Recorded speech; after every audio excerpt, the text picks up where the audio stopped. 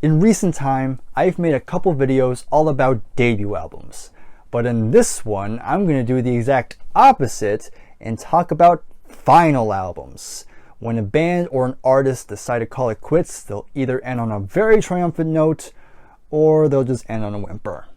So I'm going to change it up a bit. I'm going to do both in one. I'm going to talk about 5 of the worst and 5 of the best final albums. Now I will say this, in terms of final albums, it was actually kind of hard finding them in my collection because honestly there are times where, we have a band's latest album but they're still active and they could release an album at any point.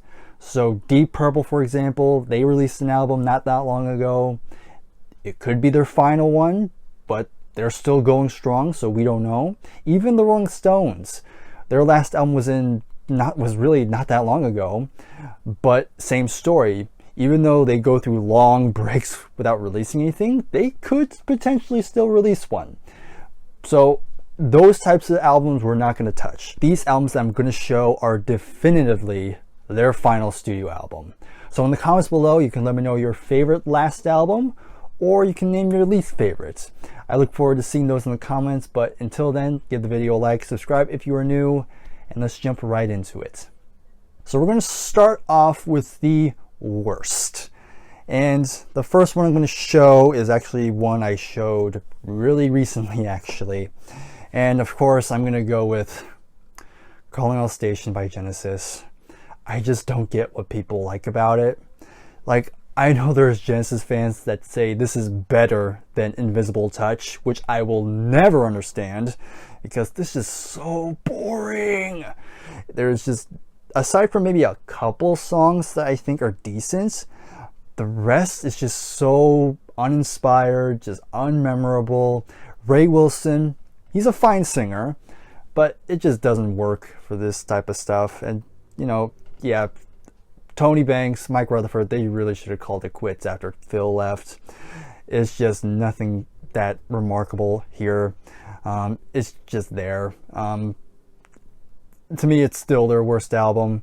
And they've had, even the albums before these, even the debut, I will say, has some nice moments. This, I just don't have much else to say. It's just an album I rarely ever listen to, and I have no drive to give it a chance. But who knows, maybe I will give it a chance again, maybe it will click, but it's not going to happen anytime soon. So that's still one of the worst last albums. Next up, even though this band is still kind of around, I'm fairly confident they're not going to release another album. So I'm going to go with the Eagles, Long Road Out of Eden. Now, of all the final albums here, I will say it's probably the quote-unquote best out of these 5. I don't hate this as much as the other ones I'm going to show here in the segment, because there are a couple songs I do like. I like How Long. That was a good single for the album. Busy Being Fabulous was pretty solid. I Don't Want to Hear Anymore. That's kind of their typical Timothy B. Schmidt kind of schmaltzy song, but I like it anyway. So I say disc 1 is the best disc out of here. Disc 2, kind of where it really loses me. Honestly, I forgot a good chunk of the songs on here. So again, it's not horrible, but it's just one of those things where they kind of waited way too long. But there's a couple good decent songs, but it's just not really nowhere near on par with a lot of the early stuff. But it's whatever. But these next ones, yeah, I don't have much great things to say, but I'm gonna go with the Meatloaf, Braver Than We Are. This came out 2016, I believe, and I think musically it's fine, but really the big thing that draws it back, it comes down to Meatloaf's vocals. By this point, his vocals are practically gone. He's trying to be more theatrical. That's the whole thing about Meatloaf. He's very theatrical. He's an actor, and so he's trying to portray a lot of these emotions. But you go from Battle to Hell, and then you hear this. it's completely night and day, and it's kind of sad, honestly. And it's kind of also kind of sad. You have Jim Steinman returning yet again. It's good to have them back together for at least one more album, but yeah, it's just like I kind of was hoping for something better. It's not the worst thing in the world, but it's not gonna be a recommendation from me. But next up, Fleetwood Mac, Say You Will. I really don't like this album that much. Again, you have Stevie Nicks. Some of her songs are fine, but really the big thing that really tanks this album is the majority of Lindsay's songs. Again, he's still going for that experimentation sort of thing, almost like he's doing on Tusk. But even though there's not really a song as bad as the ones on Tusk, I'm going to get flack for saying that, but still, these songs from Lindsay on this album are still pretty bad in my opinion. Especially songs like Red Rover. Like, that's just an awful song. And it doesn't really get much better than that. A lot of the songs are kind of bland, kind of mediocre. And again, there's no Christine McVie, which really hurts this album even more, because you just as you listen to this, you just cannot help but think something's missing, and Christine is a big piece missing here. So I really don't have a drive to go back to this one, but I have gotta get it for the whole discography. But it is what it is. But here, this had to be here. One of the worst final albums of all time. Yeah, Mardi Gras, Creedence Clearwater Revival. Yeah, big, they had a little bit of a dip on the last album, but here it just completely nosedives. And you have two good songs. You have Someday Never Comes and Sweet Hitchhiker, but those songs do not save this album. Like, the rest is either ranges from mediocre to just plain out trash, especially the Stu Cook songs. The Stu Cook songs are just terrible, and the Doug Clifford songs, they're just bland. But yeah, just a shame, especially from an iconic band as CCR, and they had to go out with something like this. But there you go. In my collection, those are the 5 worst final albums. But on the flip side, let's talk about the 5 best final albums. And at least we're going to end on a positive note here. First one I'm going to show, we got Closer by Joy Division. Of course, we all know the story. Most of us do. Of course, Ian Curtis was already dead by this point. And of course, it's very dark. It's probably darker than Unknown Pleasures, I must say. And I will say this. I actually, for a long time, was not really into this album. I heard the album for the first time, and I just thought, it's fine. It's a bit too experimental. Don't like it as much as Unknown Pleasures. But over the next couple years, or maybe a couple months actually, I grew to really appreciate this album. The production is, like I said, it's more experimental, but once you get past that, you realize just how revolutionary it kind of is, if you really think about it. It's a lot of good moments. I think the songwriting is still top notch. Again, it's very depressing. So if you're not into depressing music, I don't really recommend you listening to this, because it gets really dark. But there's just so much emotion, and I just really love it for it. Again, it's probably not an album I would recommend if you want to check out Joy Division. I think Unknown Pleasures is a nice, good start. But when you're ready, it's worth checking out Closer, because it's definitely another really good album from them. And it's just a shame they never really continued after that. Of course, they would go into Form New Order. But yeah, that's one I had to put on here. Next up, we're going to go with Synchronicity by The Police. They only released 5 albums, but at least all 5 are all good. Songs like Synchronicity 1 and 2, then you have Walking in Your Footsteps, Miss Gradenko. You have Mother, but we don't talk about Mother. But side 2 is where the album really gets into high gear.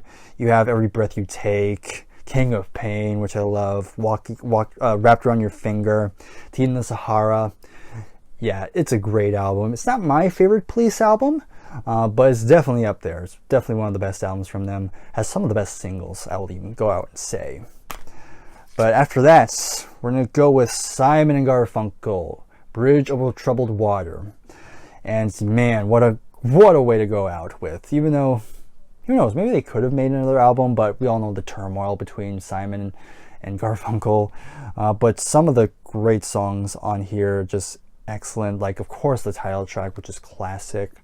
Then you also have El Condor Pasa, another great song on that one. Cecilia, just a good upbeat number. Then you have The Boxer, which is actually my favorite song on here. I know many people would say Bridge Over Troubled Water is the best song. To me, it's always been The Boxer. That's the song I relate to the most. The Only Living Boy in New York. Yeah, love this album. Yeah, it's my favorite by them. Kind of big shock, I know, but yeah, what a great way to go out with. Same with this one. Now we're getting to something heavier. Yeah, Thin Lizzy, Thunder and Lightning, and man, as I say, it's their heaviest album.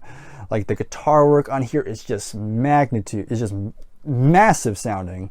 I almost said magnitude, which didn't make sense. But anyways, you have John Sykes on guitar at this point, and he is just killing it on this album. And yeah, like the title track, this is the one. The Holy War, Cold Sweat, Bad Habits, Heart Attack.